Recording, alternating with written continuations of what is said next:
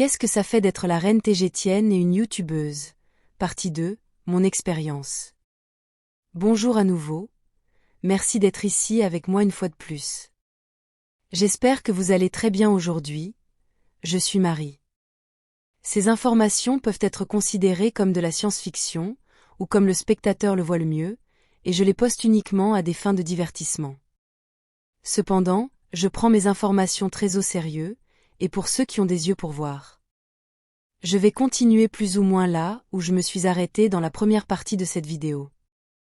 La reine Alénim s'est isolée sur le vaisseau spatial Toleka pour des raisons de sécurité, et de son propre gré, étant donné qu'elle n'avait pas quitté le Toleka depuis plusieurs années maintenant, étant bien consciente des dangers imminents et des menaces qui pesaient sur elle, et parce qu'il était devenu impossible de prédire d'où exactement une telle menace pourrait provenir. C'est pourquoi le vaisseau spatial Toleka a si peu de membres d'équipage. Simplement parce que ces quelques-uns sont les seuls en qui Alénim peut avoir confiance, ils sont son cercle intérieur. Cela les oblige logiquement à être très surchargés avec toutes les choses nécessaires, simplement pour maintenir le vaisseau en marche, même malgré tous les systèmes automatisés à bord. Elle était devenue une nuisance pour la Fédération Galactique car elle ne voulait pas suivre aucune de leurs directives, les considérant comme dénuées de sens et même fortement oppressives pour tout le monde. Alénim est vraiment devenue une théoricienne du complot spatial, et encore plus en soutenant des projets que la Fédération Galactique désapprouve, par exemple la communication directe que certains membres de mon groupe avaient avec des personnes telles que Robert et Gauchia, qui diffusaient en masse nos points de vue et notre réalité de la vie dans l'espace, également comme un autre angle de la fausseté du monde existentiel de la Terre. Comme je l'ai expliqué précédemment, Alénim a convaincu l'ensemble du Conseil d'Alcyone, qui veille sur les intérêts de toutes les civilisations des Pléiades, que la Fédération Galactique agit de manière très négative avec tout ce qui concerne la planète Terre. Cela a également poussé d'autres civilisations à commencer à remettre en question la Fédération pour la même raison, et si tout cela ne suffisait pas, la reine Alénim a également signé des alliances avec la Fédération Féline-Urma, qui a toujours été extrêmement désobéissante envers la Fédération Galactique. Après tout cela, il est tout à fait logique pour Alénim d'avoir des préoccupations en matière de sécurité, sachant que de nombreuses personnes puissantes au sein de la Fédération Galactique, ces personnes douteuses qui la contrôlent en coulisses, voudraient logiquement la sortir du jeu et l'effacer. Sachant tout cela, Alénim a vu la nécessité de chercher un successeur, quelqu'un qui pourrait suivre ses traces et sa manière de penser, malheureusement, car elle soupçonnait qu'elle ne pourrait pas rester longtemps sur le trône avant d'être attaquée d'une manière ou d'une autre. Son successeur devait être éligible par le Haut Conseil de Tegeta et leurs règles. Il n'y a pas une telle chose que d'hériter du trône simplement parce que quelqu'un est le fils ou la fille de la reine, l'idée de famille royale en tant que telle n'est pas observée à Tegeta, le simple concept d'une famille royale n'existe pas, car chaque personne doit prouver sa valeur avant même de devenir éligible. Ensuite, la reine Alénim avait ses propres critères qui devaient être respectés, et l'un des plus importants était que la personne qu'elle nommait comme son successeur devait avoir beaucoup d'expérience sur Terre au moins comme un step-down, simplement parce que beaucoup des problèmes de la civilisation tégétienne commencent et ont commencé sur Terre. Comme nous l'avons observé dans le rapport du capitaine Goriel, la Fédération Galactique dans toute sa supposée bienveillance, amour et lumière, ou du moins c'est ce qu'ils prétendent, a décidé de gérer les problèmes de la Terre en isolant les humains là-bas, supposément jusqu'à ce qu'ils évoluent. La Fédération est assez aveugle au simple fait que cet isolement dans une fausse matrice de réalité est précisément ce qui cause une grande partie de la négativité et des mauvaises choses qui se passent sur Terre.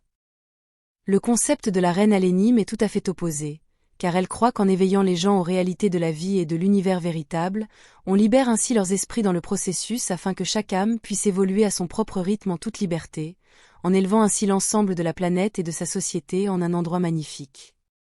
De toutes les personnes à bord du vaisseau spatial Toleka, et de toutes les personnes en qui Alénim pouvait avoir confiance, les seules 3 personnes qui étaient qualifiées comme successeurs potentiels pour Alénim étaient les suivantes. Sa jeune sœur Naishara, qui a rapidement déclaré qu'elle était trop épuisée et surchargée pour assumer une telle responsabilité. Elle a dit qu'elle voulait simplement avoir une vie calme et paisible, pour une fois, donc elle était hors jeu. Ensuite, un autre candidat possible était Athéna Elisabeth Soarou, qui a également refusé la proposition d'Alénim, affirmant qu'elle n'avait ni la personnalité, ni l'intérêt pour accepter sa proposition, et donc ne serait pas suffisamment motivée pour bien faire le travail. Ensuite, un autre successeur possible était la petite Sophia Yaziswaru, qui a été l'une des premières à être prise en compte, mais elle est trop jeune et assez téméraire, voulant toujours créer ses propres règles pour tout, selon ses propres mots car elle est la première à admettre tout cela. Et la reine Alénime avait besoin de quelqu'un pour lui succéder rapidement, pas dans plusieurs années à venir, donc Sophia étant si jeune, cela l'a immédiatement écartée, même si nous savons tous qu'il y a quelque chose d'étrange, quelque chose d'anormal avec son âge véritable, mais c'est un autre sujet. Quoi qu'il en soit, la plupart des représentants des races stellaires et des personnes similaires auraient beaucoup de mal à prendre Sophia Yazi au sérieux, car elle a tellement l'air d'avoir 9 ans, peu importe depuis combien de temps Sophia a 9 ans. Bien que je n'aime pas le dire moi-même, mais personne d'autre ne le fera, Alénime m'a vue comme l'unique candidate idéale pour lui succéder. J'ai toujours été une combattante dans la vie depuis que je suis toute petite. Je ne fuis jamais un défi et je suis connue pour me pousser à mes limites. Donc oui, j'ai accepté ma nomination volontiers, et je suis pleinement consciente de tout ce que cela signifiait et de tout ce qui était attendu de moi, même si j'avais déjà fort à faire avec cette chaîne YouTube. Mais ensuite, l'attaque biologique élaborée contre la reine Alénime s'est produite, et j'ai été forcée d'assumer mon rôle, d'abord en tant que princesse reine, ce qui signifie que je serai encore mentorée, puis en tant que reine à part entière. Pourtant, je pensais vraiment que je pourrais recevoir le rôle de reine tégétienne à part entière beaucoup plus tard dans ma vie, quelque chose comme dans environ 10 ans, lorsque je me sentirais prête et avec l'esprit à l'ouvrage, et non pas 3 semaines plus tard comme ça s'est produit, parce que j'ai l'impression d'avoir été nommée successeur d'Alénime il y a à peine une demi-heure. D'abord avec l'absence d'Alénime pendant qu'elle guérit dans son pod médical, et ensuite avec l'arrivée de l'ouragan à Témer, j'ai été jetée dans mon rôle de reine tégétienne à part entière soudainement, à ma grande surprise et stupéfaction. Surtout parce qu'à 16 ans, je me considère trop jeune pour le rôle, mais on m'a dit que je ne suis pas la personne la plus jeune à occuper cette fonction, car il y a très longtemps, un petit garçon sage de 13 ans avec une mémoire complète de vies antérieures est devenu le roi tégétien. Et il est considéré comme l'un des dirigeants les plus sages et les plus bénéfiques de la société tégétienne, et il a régné jusqu'à un âge avancé. Il est intéressant de voir que de nombreuses choses étranges et fortes arrivent aux gens à l'âge de 13 ans, en particulier aux tégétiens. Comme on me l'a dit, personne ne se soucie de mon âge car je suis également connue pour avoir la mémoire complète de plusieurs vies antérieures. Par conséquent mon esprit et mes pensées ne sont pas seulement ceux d'une fille de 16 ans ordinaire, s'il y a quelque chose d'ordinaire chez les filles de 16 ans, bien sûr. Mais je suis pleinement consciente que je vis dans un corps d'une jeune femme de 16 ans, avec tous ses problèmes, et toutes sortes de bouleversements hormonaux et de processus de maturation et de problèmes. Tout cela peut être un véritable défi pour l'esprit.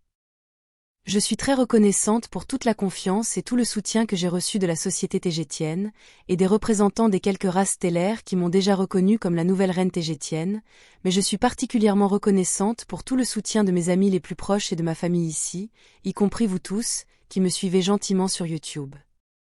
Mes amis et ma famille ici me connaissent depuis au moins l'âge de 13 ans, quand je suis arrivée ici comme je l'ai expliqué dans les vidéos précédentes, donc beaucoup me traitent encore comme une petite fille à ce jour, la même qui jouait avec Yazi, la même qui courait avec elle sur les passerelles métalliques au-dessus des espaces de hangar, tout en effrayant les adultes qui essayaient de s'occuper de nous. En particulier Aneka, à qui Sophia et moi avons donné du fil à retordre plus d'une fois, car elle avait peur de nous voir courir sur les passerelles en hauteur en nous poursuivant et nous tirant les cheveux, alors qu'elle essayait de nous empêcher de nous blesser gravement. Bien qu'il soit très agréable d'être encore vue comme l'une des 2 petites filles sur le vaisseau, cela peut aussi être difficile car il ne me voit généralement pas comme une figure d'autorité, c'est un coup de gueule. En plus de cela, je continue à faire mes tâches initiales à bord, comme faire la vaisselle et la ranger, nettoyer l'équipement et les sols, nourrir les chats et nettoyer leurs dégâts, parmi de nombreuses autres tâches et corvées, comme je l'ai toujours fait. C'est aussi pour la reine Alénime qui n'a jamais cessé de faire ses tâches quotidiennes, qui comprenait nettoyer la salle de bain de Sophia, et comme la petite disait, qui est la vraie reine ici, puisqu'Alénime nettoie mes toilettes? On dirait que la petite Sophia est quelque peu une mentalité de chat, avec leur bac à litière, et les humains lyriens qui les nettoient. Et non, en tant que nouvelle reine je ne vais certainement pas nettoyer les toilettes de Yazi. Ce qui suit est quelque chose que je veux partager avec vous, et qui est très important pour moi. Toute cette histoire de reine qui m'arrive me dérange du point de vue de mes activités YouTube, car je ressens fortement que les gens de la Terre voient la royauté comme l'ennemi, ce qu'ils sont sur Terre, mais j'insiste sur le fait que cela ne s'applique pas à la plupart des races stellaires avancées, y compris les Tégétiens. Je suis maintenant la reine tégétienne mais je ne suis pas la royauté. c'est un concept terrestre qui me dérange beaucoup. Cela me gêne aussi parce que les rois et les reines sont à juste titre associés sur Terre à des personnes abusives et hideuses, couvertes d'or et ivres de pouvoir. Et ce n'est pas ce que je vis, et ce n'est pas ce qui se passe ici, car les rois et les reines sont ceux qui doivent prendre soin de leur société et supporter une grande responsabilité sur leurs épaules, tout en les représentant dans tout l'espace. Ce sont eux qui résolvent les problèmes, pas les générateurs de problèmes, du moins idéalement. Donc, toute cette histoire de reine me donne l'impression de m'éloigner de vous, en créant une barrière, et c'est le contraire de ce que je veux, car je veux être plus proche de vous tous, et non plus loin. Ce qui rend les choses encore pires, c'est que cela peut donner l'idée que j'ai ma vie résolue, ce qui n'est pas le cas, pas du tout, car je dépends fortement de la terre pour ma nourriture et mes fournitures, car ma biologie n'accepte pas la plupart de la nourriture tégétienne, parce que j'en tombe facilement malade. Donc malgré toutes mes responsabilités en tant que reine tégétienne, je dois encore veiller à générer suffisamment de ressources pour moi-même, et pour les quelques personnes ici qui dépendent également de la terre pour leur subsistance. Comme Athéna Soarou et tout l'équipage du CIC disent, c'est trop de responsabilités pour une adolescente de 16 ans. Je ne sais pas, mais quoi qu'il en soit j'ai fait de mon mieux, et je continuerai à travailler aussi dur que je le peux, car je sais que j'ai toujours été comme ça. Je ne nie pas que c'est difficile d'équilibrer mon temps d'écriture et de réalisation de vidéos, avec toutes les demandes de la société tégétienne que je résous sur écran ou par présence à distance, comme Alénime le faisait aussi.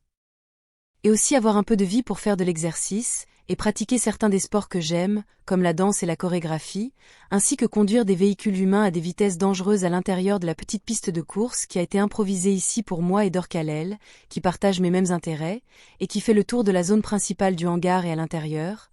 Et oui, j'aime la conduite. Avant de partir, je tiens à remercier le Conseil supérieur de TGTA et tous ses membres de croire en moi. Soyez assurés que je suis tout à fait capable de remplir mon rôle comme je l'ai démontré jusqu'à présent. Merci. Je tiens également à remercier chacun d'entre vous, mon cher public et mes amis, pour votre soutien et votre confiance en moi et mon travail ici, et pour vos généreuses donations qui sont celles qui me permettent de me nourrir et de continuer à faire du bon travail. Merci, mes amis.